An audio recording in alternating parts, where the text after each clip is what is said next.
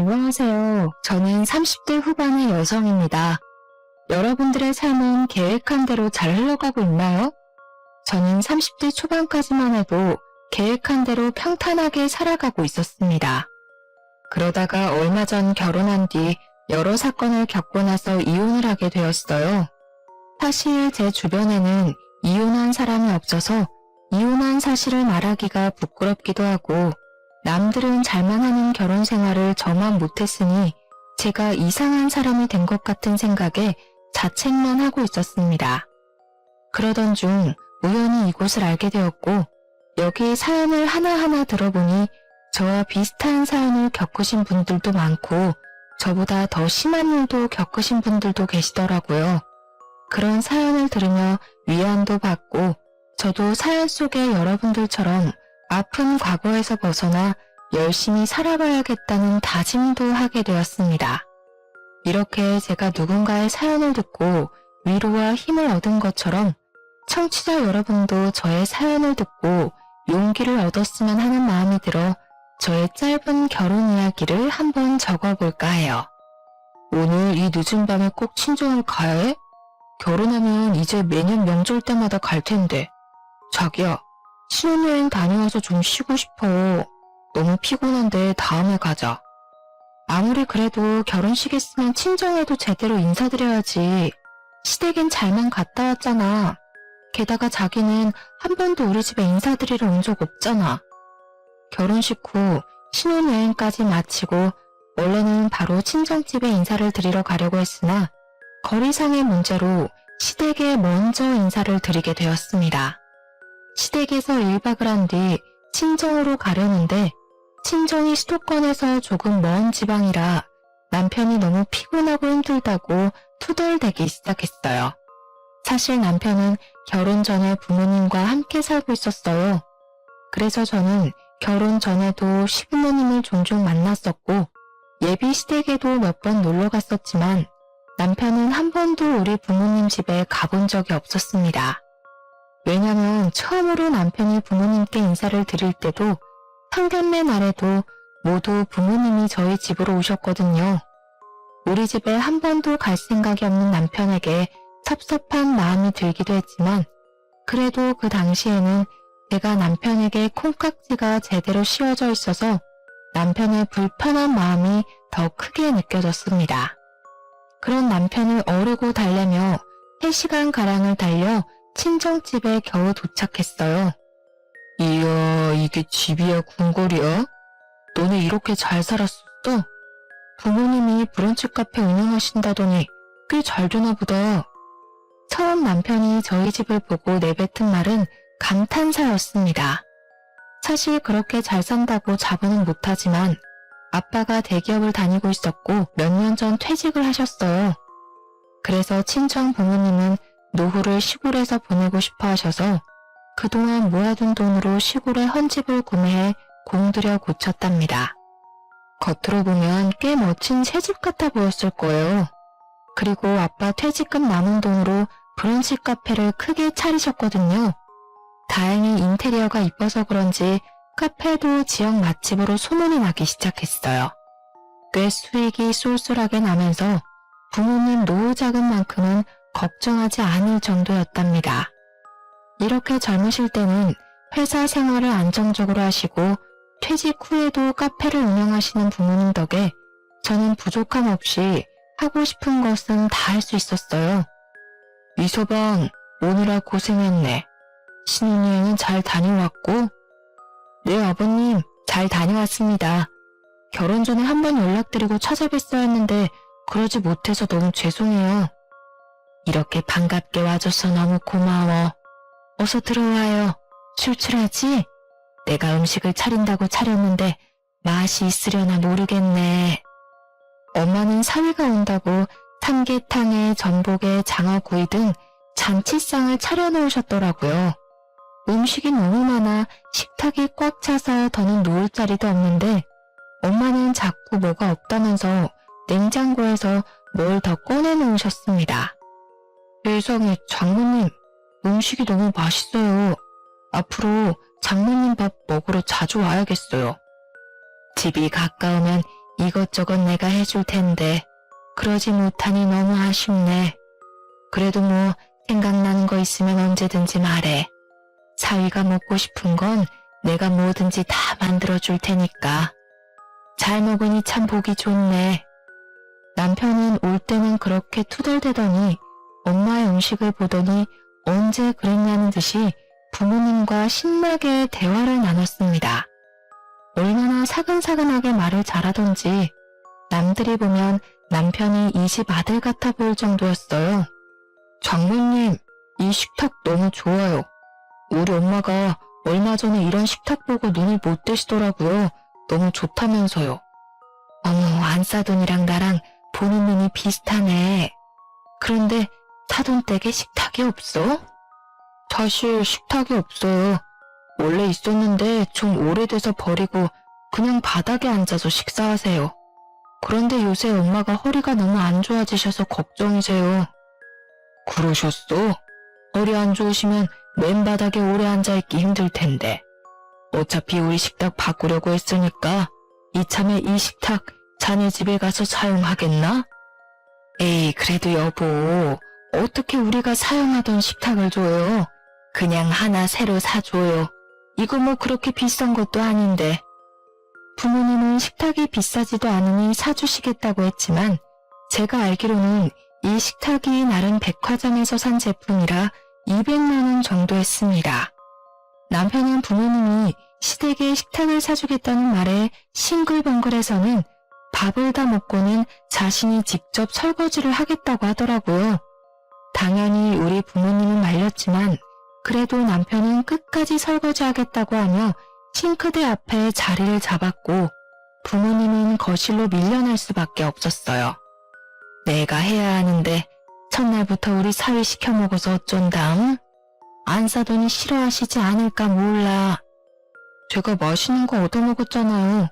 게다가 식기세척기가 있어서 아주 금세 끝났어요. 저희 엄마도 식기세척기 있으면 정말 편하게 설거지 하실 텐데. 집에 식기세척기 없어? 안사돈 힘드시겠네. 우리 사돈댁에 식탁도 보내고 식기세척기도 보내야겠어. 헉, 정말요? 정말 감사합니다, 장모님. 사실 우리는 혜진이가 장녀라 혼수랑 예단을 많이 하려고 준비했는데 그냥 자기가 살던 집에서 신혼을 시작하겠다고 하지 않나. 사돈댁에서 예물 예단도 필요 없다고 하지 않나. 거기에 스몰 웨딩 한다고 하며 결혼식 비용도 제법 아꼈잖아. 그래서 뭐 하나 더 선물해드리려고 했거든. 그래서 뭘 살까 고민하고 있었는데 자네가 이렇게 말해줘서 오히려 우리 고민 하나 덜었네. 대신 우리 혜진이 시댁에서 일 적당히 할 수 있도록 중간 역할 잘해주게. 알겠나? 장인어른, 여부가 있겠습니까?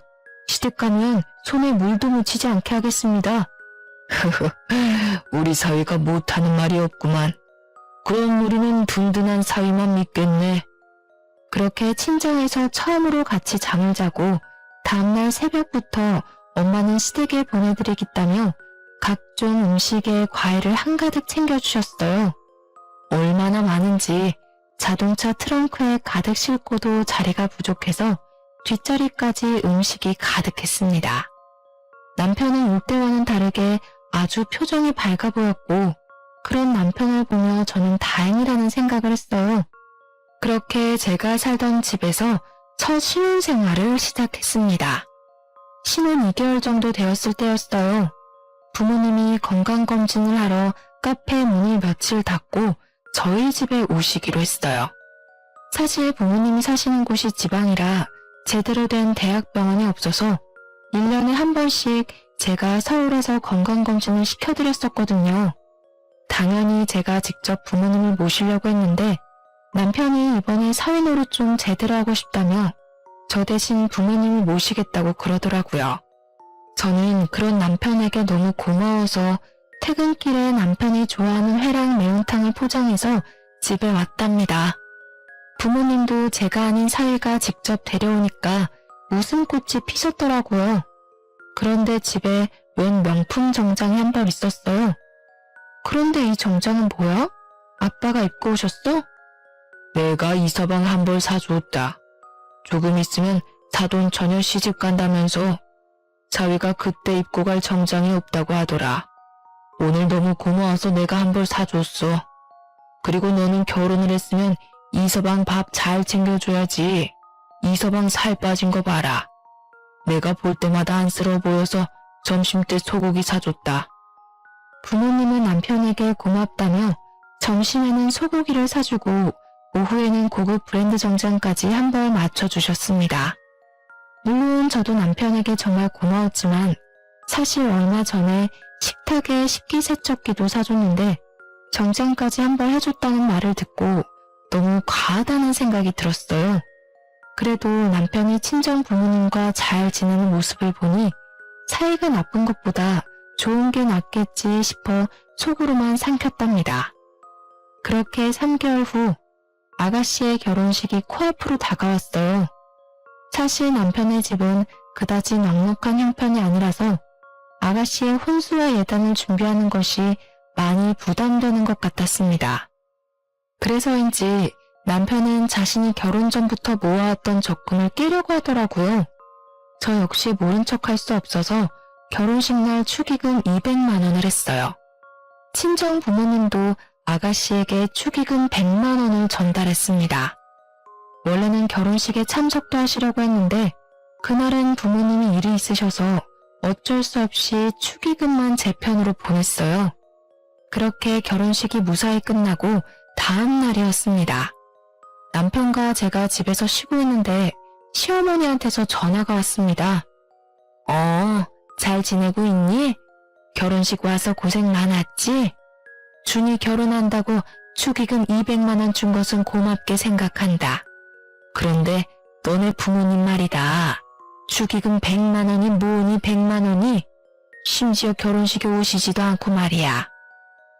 부모님이 그날은 일이 있으셔서 어쩔 수 없었어요. 그런데 축의금 100만 원이 부족하다는 말씀이세요? 그래, 솔직히 너네 집 잘 살잖아. 그런데 이 액수는 좀 실망스럽구나. 원래 가족끼리는 200만 원씩 줘야 하는 거다. 사돈이 좀 많이 아낀 거 맞지? 요즘 장사가 잘 안 된다니? 그런 건 아니에요. 저희 집안에선 가족끼리 100만 원이면 많은 편이거든요. 다음부터 참고할게요, 어머님. 다음이 어딨니? 우리 딸 결혼하면 우리 집안에 결혼식이 또 어딨다고 그러니? 게다가 내가 결혼한다고 너희 집에 예물이나 예단을 바란 것도 아니었는데 금액을 보니 조금 실망스럽구나. 솔직히 결혼식 때 한 번 본 사돈 처녀 결혼식에 100만 원이면 꽤 큰 금액 아닌가요? 저랑 부모님이 합쳐서 300만 원이나 축의금을 냈는데 그 금액이 작다고 대놓고 말씀하시는데 기분이 많이 상하더라고요. 결국 저는 결혼하고 처음으로 시어머니 말에 대들었죠. 어머님, 그래서 예물이나 예단 안 바른다고 하셔서 저희가 어머님 집에 식탁이랑 식기세척기도 따로 보내드렸거든요. 감사하다는 의미로 보내드린 건데 기억 못 하시는 건 아니죠?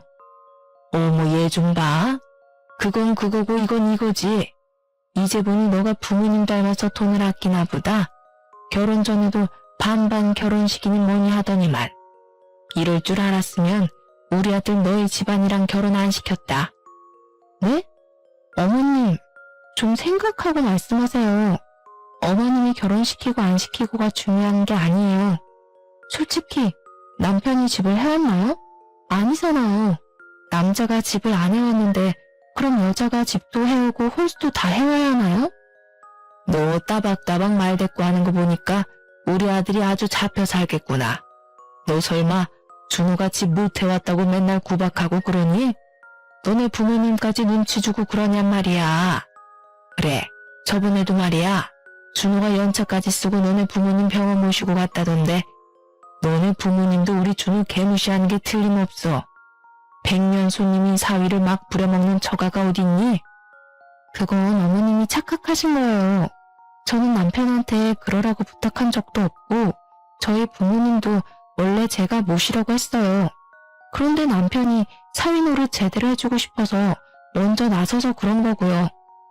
어머님 입장에서 귀한 아들이니 그렇게 고깝게 들리셨겠지만 저희 부모님도 귀한 사위 대접 제대로 해주고 있으니까 비꼬아서 듣지 않으셨으면 해요. 목소리가 점점 커지자 남편이 제 전화를 뺏어들더니 자기가 엄마랑 직접 통화하겠다며 방으로 들어가 버렸습니다.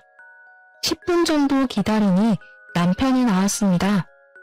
어머니랑 오해가 좀 있었던 것 같아. 통화는 잘했으니까 자기는 신경 안 써도 돼. 방 안에서 남편이 쩔쩔매는 목소리가 들렸지만 모른 척했습니다. 어련히 잘 통화했겠지 싶어서 그냥 알겠다고만 했네요. 그리고 명절이 다가왔어요. 시댁에서 처음 맞는 명절이라 이쁜 한복을 차려입고 갔습니다. 하지만 시댁 분위기는 차가웠어요. 이미 음식도 준비가 다 되어 있었고 시모는 제게 거들라고 말 한마디 하지 않더라고요. 저를 본체만 채 했습니다. 그래서 저도 굳이 잘 보이려고 노력하지 않았어요. 솔직히 제가 잘못한 건 없으니까요. 남편이 중간에서 눈치를 보는 게 느껴졌지만 그렇다고 직접 나서서 분위기를 화해시키려는 노력 따위는 하지 않았습니다. 분명 시댁에서 중간 역할을 잘하겠다고 떵떵거려 놓고 실상은 시모 앞에서 한마디도 못하는 바보였습니다. 그러다 하루는 제 여동생의 결혼식 날이 다가오고 있었습니다. 솔직히 축의금으로 치사하게 굴기 싫어서 남편에게도 시부모에게도 얼마 넣냐는 말을 일절하지 않았습니다. 그냥 눈치껏 제대로 넣었겠거니 싶었죠. 저희 부모님한테 100만 원이 작다고 난리치던 시모였는데 그들이 어른이 알아서 넣었을까 싶어 신경 쓰지 않았습니다. 그런데 제가 너무 얕잡아 본 거죠. 신혼여행을 갔다 온 여동생이 면세점에서 산 선물을 가져다 줄 겸 인사하러 왔었어요. 남편은 그날 야근이 있는 바람에 여동생을 만나지 못했어요. 이런저런 얘기를 하다가 축의금 얘기가 나왔어요. 여동생이 쭈뼛쭈뼛대더니 저희 남편에겐 절대 비밀로 하라며 말해주더군요. 언니, 형부한테 절대 말하지 말고 언니만 알아둬? 사실 형부가 축의금으로 5만 원을 넣었더라고. 알고 있었어? 뭐? 5만 원? 다른 사람이랑 헷갈린 거 아니야? 나도 그런 줄 알았는데 언니 시댁도 전부 인당 5만 원씩 넣었더라고. 요즘 식대비가 5만 원이 넘어가서 조금 실망하긴 했는데 뭐 돈 바라고 결혼한 건 아니니까 남편이랑 나랑 신경 안 쓰기로 했어. 아, 내가 괜히 말했나 봐. 언니 신경 쓰지 마. 솔직히 요새 친구 결혼식에도 축의금 10만 원은 내지 않나요? 요즘 식대비가 5만 원이 넘어가잖아요. 돈의 액수보다는 사람 성의가 더 중요하다지만 그래도 내 남편과 내 시댁이 그랬다는 게 너무 서운하고 자존심이 상했습니다. 게다가 얼마 전 축의금 300만 원으로도 작다고 난리친 그 시댁이 맞나 싶었어요. 여동생의 말을 도저히 믿지 못해서 10시에 야근을 마치고 남편에게 물었습니다. 당신 현지 결혼식 날 축의금 얼마 했어? 설마 5만 원 넣은 건 아니지? 여보, 나 너무 피곤하다. 밤늦게 일하고 온 사람한테 왜 바가지를 긁으실까? 지금 좀 씻고 싶은데 비켜줄래? 피하려고 하지 마. 사실대로 말하면 비켜줄게. 진짜 5만 원 넣은 거 맞아? 아이 참. 그래, 5만 원 넣었다 왜? 처제가 너무 작다고 그러디? 처제도 그렇게 안 봤는데 사람을 돈으로 보나 봐? 정성이 중요한 거지. 결혼식 날 내가 안 간 것도 아니고 직접 가서 축하해줬으면 됐지. 인생은 돈이 전부가 아니야. 미쳤어? 진짜로 5만 원을 넣었다고? 그럼 어머님도 아버님도 다 5만 원 넣었다는 게 진짜란 거네? 와, 당신 그거 내로남불이야, 알아? 저번에 우리 부모님이 축의금 100만 원 넣고 어머님한테 욕먹은 거 다 알면서도 그런 짓을 해? 당신은 친정이 만만하니? 뭘 만만하다고 그러냐? 너네 집은 잘 살고 우리 집은 돈도 없어서 아직 빌라 사는데 잘 사는 집안이 베푸는 게 맞지. 어차피 처제도 시집 잘 가서 유명한 호텔에서 결혼식 하더만. 우리 집이 축의금 얼마나 하는 게 뭐가 중요한가? 시집 장가 가서 잘 사는 게 중요하지. 참 저도 시댁 사연을 즐겨 듣는데 제가 직접 당할 줄은 몰랐네요. 요즘 축의금 같은 건 준 만큼 돌려받지 않나요? 남편의 당당함에 할 말을 잃을 정도였어요. 신정과 시댁의 경제적 차이를 이유로 축의금도 딱 식대비만큼만 냈다는 게 여러분들은 이해가 가시나요? 친정 부모님 앞에선 뭐 없다, 뭐 필요하다 잘만 이야기하던 남편이 제게 돈이 중요한 게 아니라고 마음이 중요한 거라면서 가르치듯 이야기하는데 코를 한 대 쥐어받고 싶더라니까요. 결혼한 지 이제 1년이 넘어가는데 벌써부터 결혼에 대해 회의감이 들기 시작했습니다. 어쨌든 남편이 5만 원 낸 게 맞다고 인정했으니 시부모님도 그 정도 냈을 것 같아서 시댁에 전화해서 따지지는 않았어요. 남편보다 더하면 더했지 덜하진 않을 거라 생각했거든요.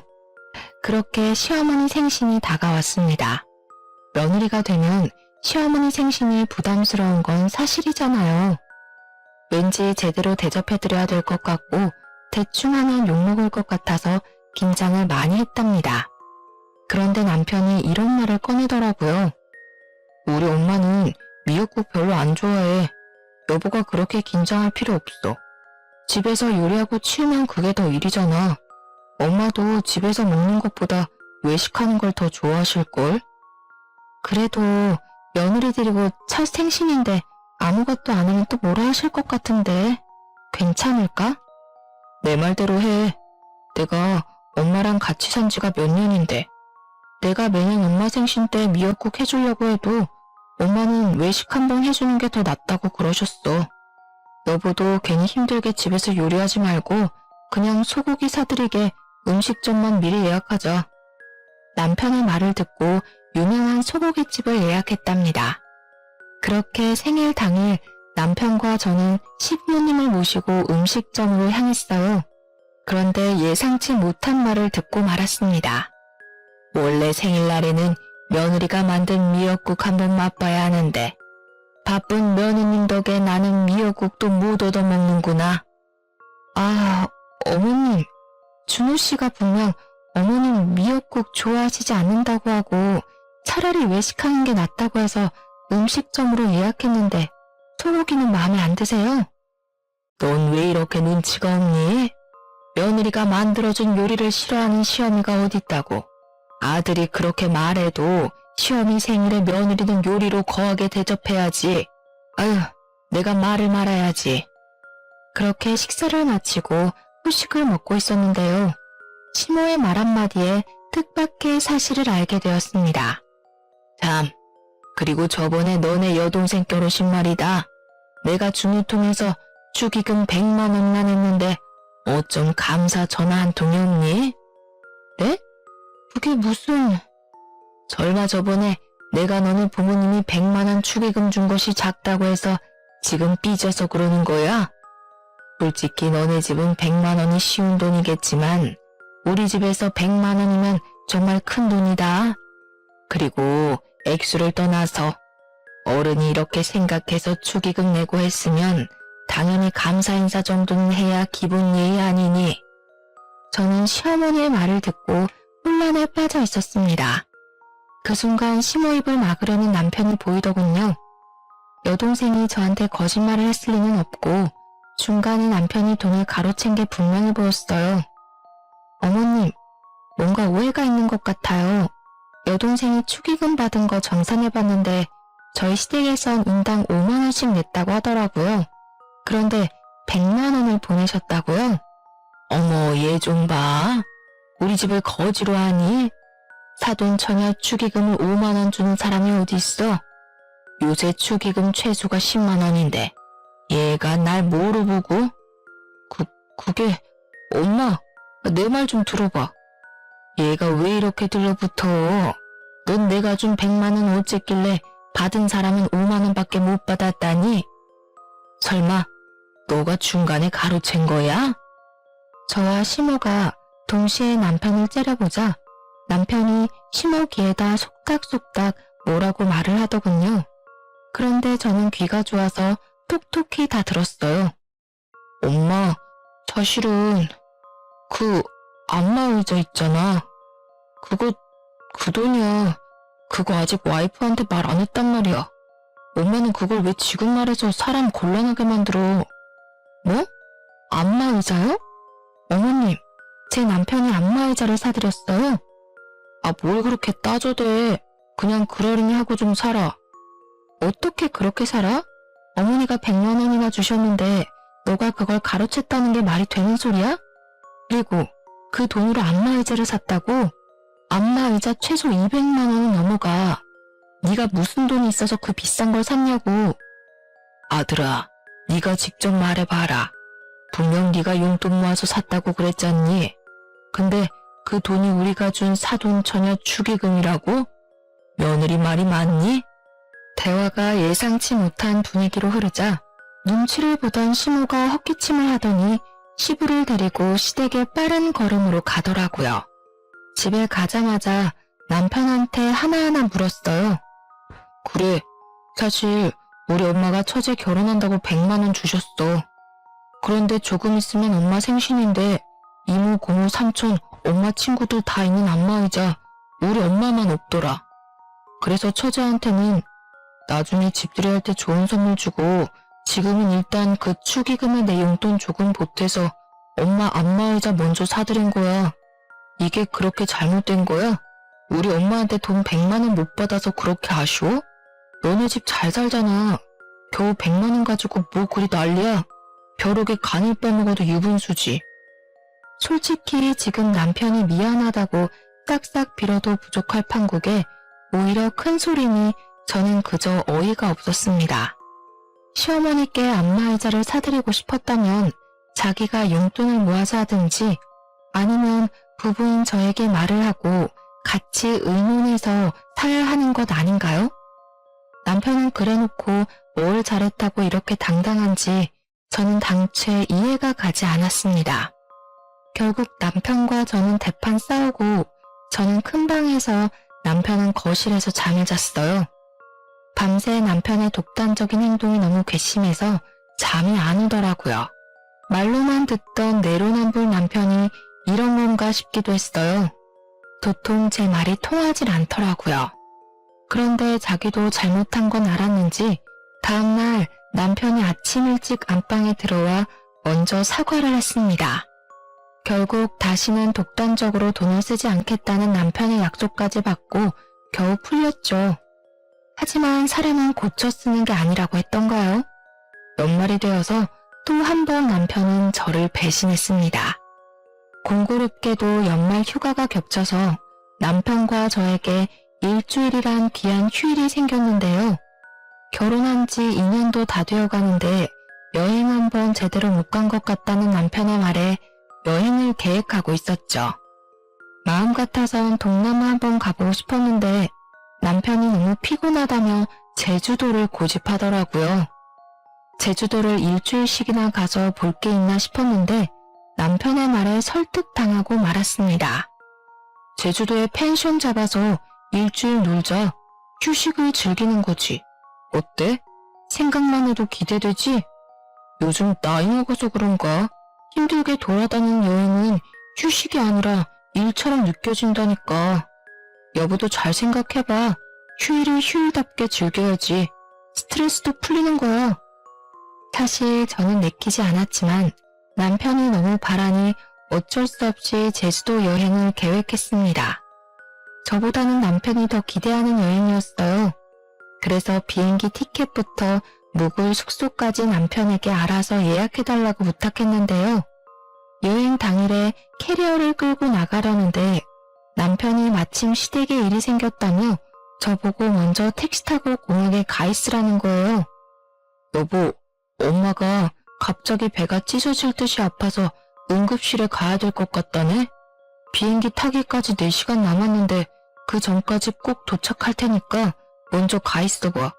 내가 공항 도착하면 전화할게.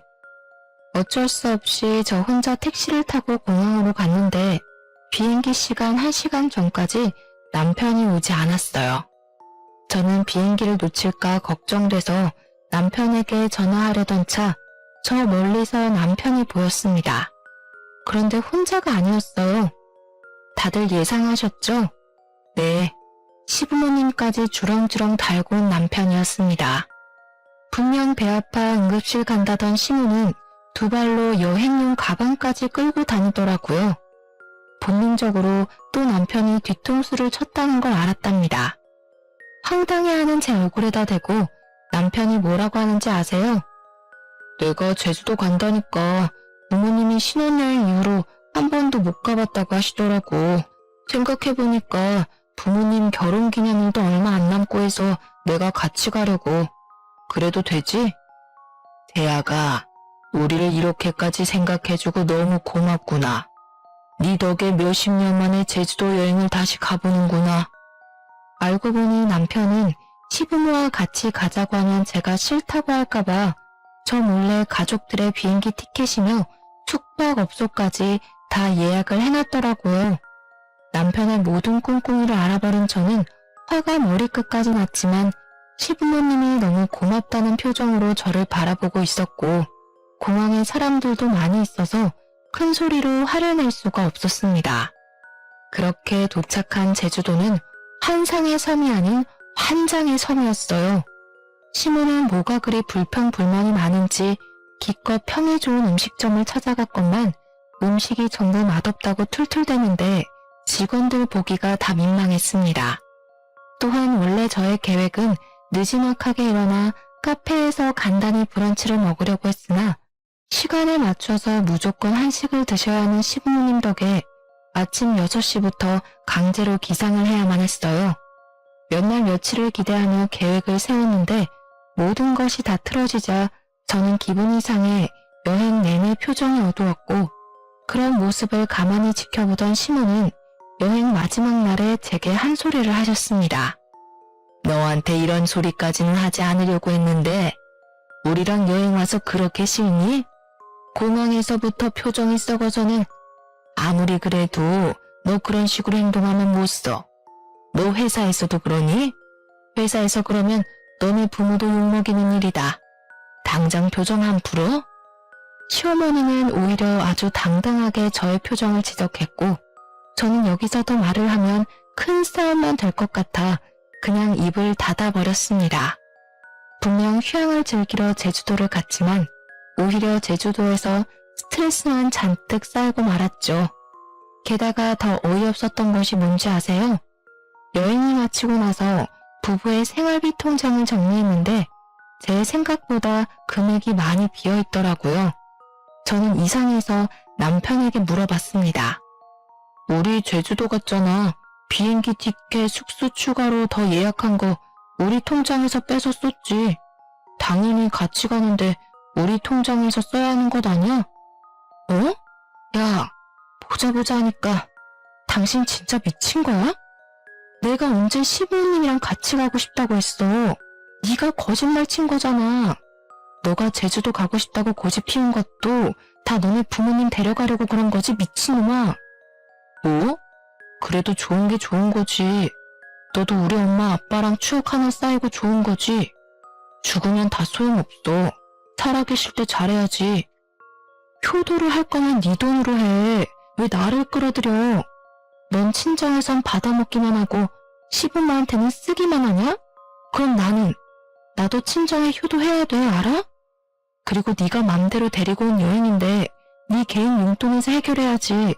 그걸 왜 함께 쓰는 생활비 통장에서 끌어다 썼냐고. 너 진짜 양심이 없니?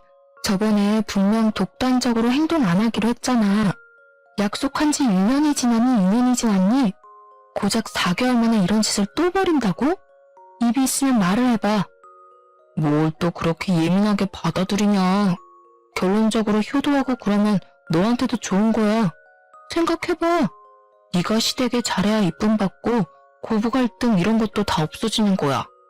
내가 알아서 판을 짜주면 너도 눈치껏 행동하면 될 것이지. 고작 생활비 통장 썼다고 이렇게 욕먹을 일이야? 치사해서 이제 안 쓴다. 당신 아직도 당신이 장가 안 간 철없는 아들 같아. 효도를 할 거면 결혼 전에 했어야지. 결혼했으면 우리 가정을 위해 돈을 써야 되는 거야. 내 말 알아들어?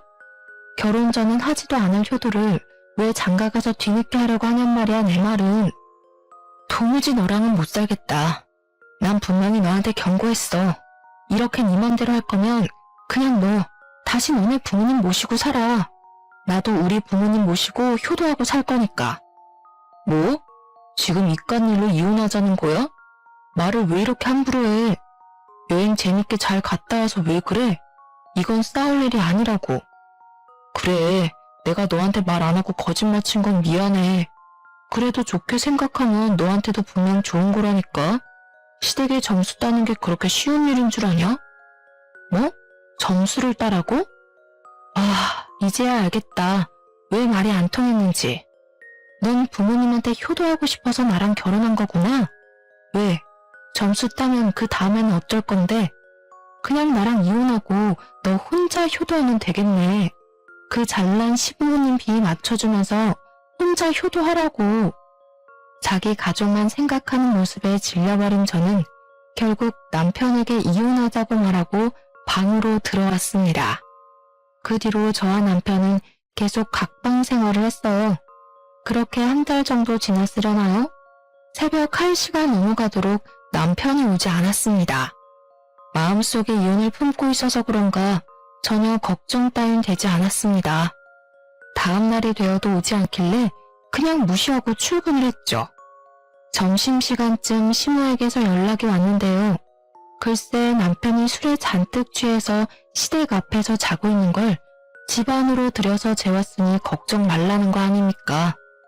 그냥 알겠다고 대충 대꾸하고 끊으려고 했는데 시모가 뜻밖의 말을 꺼냈습니다. 사실 준우가 권고사직을 당했다는구나. 너한테도 말을 못할 정도로 애가 충격이 큰가 봐. 네가 잘 추슬려줬으면 하는구나. 그래도 너가 돈을 벌고 있으니까 얼마나 다행이니? 너무 아들한테 스트레스는 주지 말았으면 하는구나. 그리고 너네 결혼한 지 2년이 넘어가는데 왜 아이 소식이 없니? 아이는 부부 사이의 축복이란다. 기르다 보면 부부 금슬도 더 좋아지고 애 키우는 재미로 살다 보면 10년 훌쩍이다. 그러니 안 되더라도 좀 더 노력했으면 하는구나. 이혼을 하겠다는 말이 목 끝까지 차올랐지만 차마 말하진 못했어요. 들어보니 남편은 회사가 어려워져 단체로 권고사직을 당했다고 하더군요. 그런 백수 아들이 걱정되었던 시모는 2년 동안 꺼내지 않던 임신 얘기를 꺼내더라고요. 참 기가 차더라고요. 그 순간 시모 말을 듣고 정신을 바짝 차리게 되었어요. 지금 임신하면 내 인생 더 꼬이겠구나 하고 말이에요. 애 때문에 이혼 못한다는 말이 있듯이 저도 아이가 있었다면 감히 이혼 생각은 못했을지도 모르죠. 그런데 아직 다행인지 자연 임신은 되지 않았어요. 오히려 이혼할 수 있는 마지막 기회라고 여겨지더라고요. 그래서 생각만 하고 있던 이혼을 실행하기 위해 합의 이혼서를 출력해 화장대에 숨겨놓았습니다. 어려울 때 사람 버리는 거 아니라는 말이 있어서 양심에는 좀 찔렸지만 그래도 어쩌겠습니까?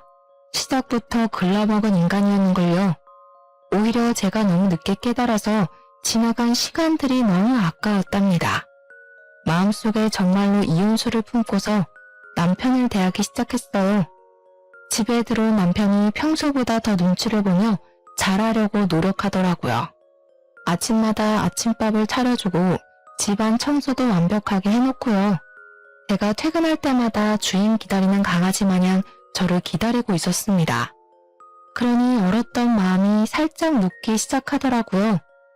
막상 심하게 시집살이를 당하고 산 것도 아니고 남편이 바람을 핀 것도 아닌데 이런 걸로 이혼이 될까 싶은 생각이 들었습니다. 참 어리석게도 합리화를 하기 시작했어요. 그때부턴 하루아침에 일자리를 잃은 남편이 불쌍해 보이더군요. 그러던 찰나 친정에서도 큰일이 생기고 말았는데요. 부모님이 운영하시던 브런치 카페 매출이 뚝 떨어져서 망해버린 거였죠. 부모님 말로는 주변에 대형 카페들이 연이어 생기면서 매출이 낮아지더니 최근에 온라인 리뷰가 좋지 않게 달리는 바람에 더 이상 운영이 힘들다고 하더라고요. 결국 부모님은 카페를 싼값에 이전해버렸고 시골에 공들여 지으셨던 집도 팔아버렸습니다. 집까지 팔았다는 말에 제가 깜짝 놀라 이유를 물었어요. 우리 딸 놀라지 말고 들어. 사실 엄마가 서울에 좀 살아야 될 것 같아서 그래. 응? 갑자기 서울에 왜?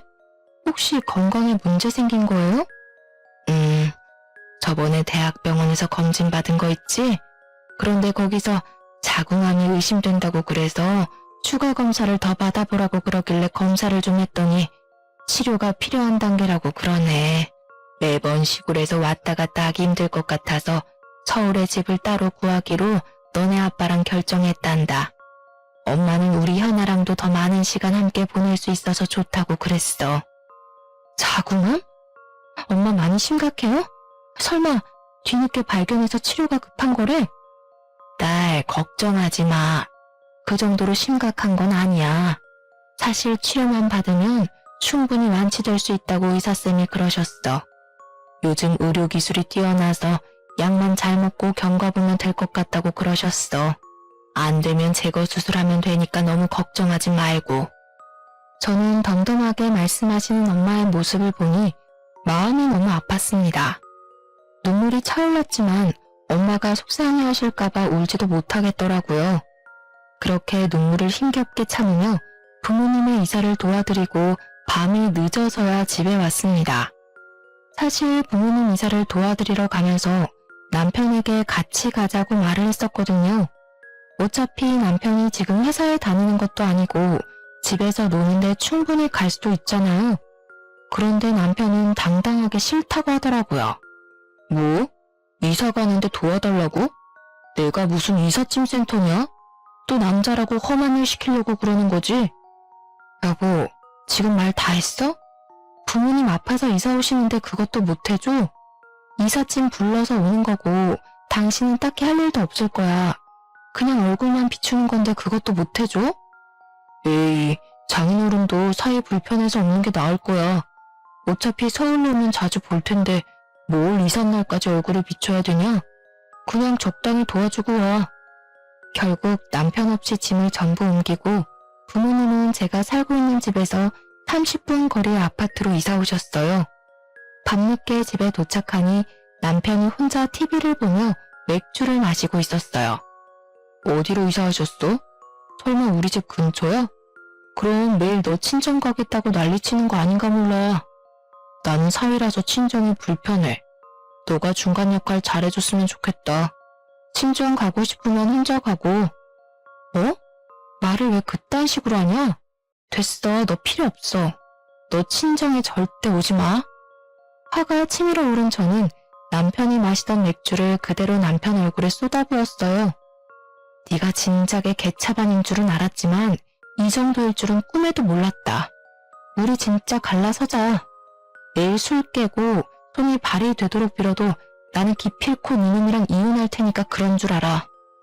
남편은 마시던 맥주를 얼굴에 맞고 화가 나 어쩔 줄을 몰라 했고 저는 그런 남편이 너무 꼴보기가 싫어 발 닦던 걸레로 얼굴을 덮어버렸어요.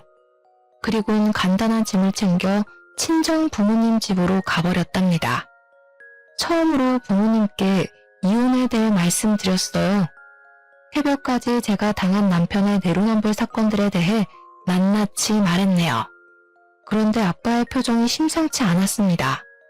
아빠가 화를 잘 내지 않는 성격인데 남편 얘기를 할 때면 주먹을 꽉 쥐시더라고요. 그놈이 중간 역할을 제대로 하지도 못하고 심지어 회사에서 잘렸는데도 저가의 얼굴 한번 비추러 오지 않는다 이 말이구나. 내일 당장 그놈 오라고 연락해라. 아빠, 걔는 친정 불편하다고 이삿날에도 안 왔다니까? 근데 내 연락받고 오겠어? 안 오면 고소한다고 연락해라.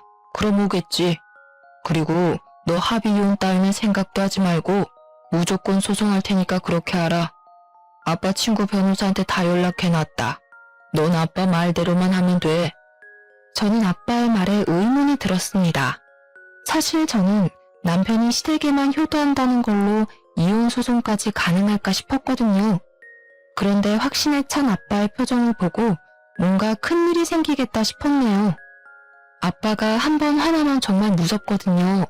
그래서 남편에게 꼭 친정에 오라고, 안 오면 이혼은 물론이고 고소당할 줄 알라고 문자 보내놓으니까 다음날 아침 대바람부터 친정에 와 있더라고요. 아버님, 저 현아랑 이혼하기 싫습니다. 저 백수 됐다고 버리시는 겁니까? 장인어른 어떻게 그러실 수 있어요. 저 현아한테 부족함 없이 다 했다고 생각했는데 갑자기 이혼이라니. 아빠는 무릎 꿇고 있는 남편의 얼굴에다 여러 장의 종이를 던지곤 충격적인 말을 꺼내셨는데요. 뭐? 백수 됐다고 버려? 이 머저리 같은 놈아. 너네 집이 가진 것 없어도 난 사람 하나 보고 결혼 허락한 걸세. 근데 이제 허다하다 저가 뒤통수를 쳐? 이놈은 인간 되긴 글렀어. 아주 콩밥 먹고 정신 차려야지. 그 말에 저도 놀라서 아빠가 뿌린 종이를 한 장 주워서 읽었는데요. 종이엔 블로그 게시글이 빼곡히 써져 있었어요. 음식이 전부 맛이 없고 카페가 청결하지 못하다는 내용이었죠. 심지어는 커피에 벌레가 나왔다, 머리카락이 나왔다 이런 내용까지 있더라고요. 설마 해서 아이디를 봤는데 남편이 자주 쓰던 메일 주소였어요. 그리고 블로그에서 험담하던 그 카페는 저희 부모님이 운영하시던 브런치 카페였고요. 쪽팔린 건 아닌지 남편은 그 종이를 막 주워 담으려고 바닥을 기었습니다. 그리고 연이은 아빠의 말에 남편은 두 손을 싹싹 빌기 시작했는데요. 넌 처가가 운영하는 카페가 잘 되는 게 그렇게 배가 아팠냐? 뚫린 입으로 한번 말해봐라. 네가 인간의 몸으로 이딴 짓을 해? 장인어른, 오해가... 너가 우리 카페에 와서 빵을 사 먹기랬어, 커피를 마시기랬어. 사진 도용까지 해가면서 카페 망하게 만들고 싶었냐? 뭐 위생이 엉망이고 직원들이 불친절해? 이놈은 정신교육이 필요해. 이런 쓰레기는 평생 고쳐 쓰질 못해. 알겠어? 넌 네가 저지른 모든 죄에 대해 낱낱이 고소당할 거니까 위자료 준비해놔라. 아버님, 제발 제 말 좀 들어보시고. 그러니까 제가 그렇게 한 건 정말 잘못한 게 맞는데요. 현아가 또 친정이 잘 살아서 기세 등등한 게 좀 보기 그래서요. 또 망할 줄은 저도 몰랐거든요. 그 순간 아빠는 남편의 싸대기를 날려버렸습니다. 아빠의 두툼한 손이 연약한 뺨에 닿으니 아주 찰싹하는 소리가 귓가에 울리더라고요. 동시에 속에 묻은 답답함이 씻겨져 내려가기도 했네요. 넌 니네 부모님만 가족이라고 생각하지? 저가는 돈줄 그 이상 이하도 아니고 말이야. 네가 이때까지 어떻게 현아 힘들게 했는지 눈에 뻔하다.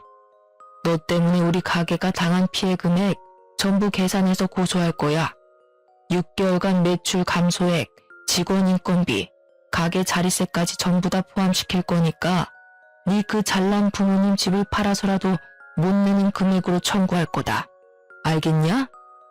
순간 남편 얼굴에 핏기가 사라지고 새하얗게 질린 얼굴이 되더라고요. 사내 자식이 눈물까지 펑펑 흘리면서 아빠 다리를 잡고 늘어지는 꼴이 참 우습더군요. 어떻게 또 뒤통수를 칠 수 있는지 남편과 결혼한 제 자신이 너무 부끄럽기만 했습니다. 알고 보니 아빠는 가게 매출이 떨어질 때부터 이 사실을 알고 있었더라고요. 차곡차곡 증거를 수집했고 그 블로그의 주인이 제 남편이란 걸 알게 되었을 때 하필 엄마가 자궁암 소견 때문에 대학병원 치료를 받아야 해서 가게를 접기로 결정한 거였습니다. 아빠는 당연 사위에게 실망이 가득했고 차마 저한테 묻지도 못하시고 혼자서 증거를 모아서 변호사와 고소를 준비하고 있었던 거였죠. 명예훼손죄와 영업방해죄, 모욕죄로 법적 대응을 시작하기로 결정하셨고 저 또한 이혼소송을 시작하면서 남편은 끈떨어진 연신세가 되고 말았습니다. 이혼소송으로 남편에게 받을 수 있는 위자료는 몇 푼 되지 않더라고요. 대신 돈이 전부 떨어진 남편은 맞고소는 물론이고 변호사 선임 비용조차 없었기 때문에 시댁에서 진짜 집을 팔아서 손해배상을 해야 될 처지에 놓였죠. 그런데 갑자기 시댁에 사준 식탁과 식기세척기가 생각이 나더라고요. 그것도 한두 푼이 아닌데 그걸 그대로 둘 수는 없잖아요? 그래서 주말에 용달차를 불러 시댁에 무작정 들어가서 식기세척기와 식탁을 다시 가져왔습니다. 야, 사람이 줬다 뺏는 게 어딨어? 지금 시어미한테 뭐 하는 짓이야? 아줌마가 내 시모야? 나 당신 아들이랑 이혼했어. 이혼했으니 우리 집 물건은 다시 내가 가져가야지. 안 그래? 이 인연이 진짜 오늘 너 죽고 나 죽어보자. 전 시모는 제 머리채를 잡으려고 난리를 쳤습니다. 그 순간 뒤에 숨어있던 여동생이 나타나 핸드폰으로 그 장면을 전부 찍어버렸죠. 나 때리기만 해. 이거 다 녹화해서 당신 폭행죄로 고소해버릴 거야. 아들은 허위사실 유포에 영업방해죄, 그 엄마는 폭행죄로 고소 걸리면 아주 볼만하겠네. 그치? 제 말에 전 시모는 헛기침을 하며 방으로 들어가 버렸고 그 사이 저희 부모님이 사준 모든 물건을 다 빼내왔습니다. 그게 시댁과 전 남편과 마지막이 되었네요. 나머지는 아빠 친구 변호사님이 알아서 처리해 주시기로 해서 마음 편히 기다렸네요. 저희 엄마는 다행히도 진행 상태가 심각하지 않았던 터라 제거 수술을 받고 회복 중에 계십니다. 저희 가족끼리 전 남편에 대한 말은 입 밖에도 꺼내지 않게 되었네요. 저희는 원래 살던 집을 팔고 친정 부모님이 사시는 서울집에 함께 살고 있어요. 여전히 회사도 다니고 있고 달라진 건 이제 이혼녀가 되었다는 사실 하나예요. 전 남편이 워낙 분리수거도 못할 쓰레기라 이혼의 후회는 없어요. 오히려 이혼 안 했으면 제 미래가 더 끔찍했을 거고요. 그래서 제 과거는 오늘 사연으로 훌훌 털어버리고 앞으로 펼쳐질 제 인생에 집중하기로 했답니다. 지금까지 다사다난했던 저의 이야기 들어주셔서 감사합니다. 모두 행복하세요.